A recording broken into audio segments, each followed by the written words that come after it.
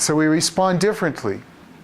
One may be using denial, and I see that oftentimes with parents that I'm working with, of one family member saying, or other family members, saying, you know, there's really nothing wrong. Look at him, he's playing.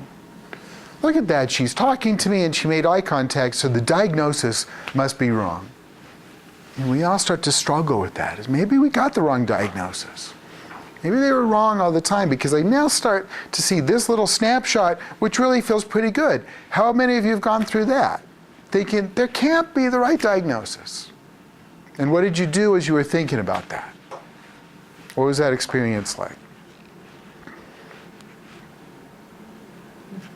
It's unsettling.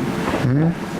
But, you know, I think it's a process you have to work through, because you talked about the parents.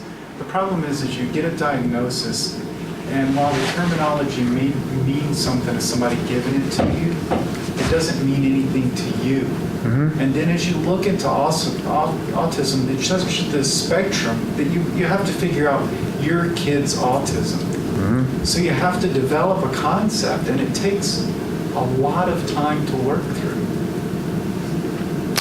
You know, I think the way you've characterized that is beautiful, and absolutely depicts the struggle.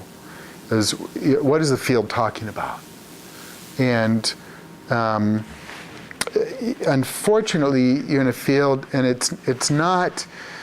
This isn't just autism. This is, you know, people with any serious medical illness discover that there's tons of gray, and that everybody doesn't know quite as much as we wish the professionals knew. And with autism,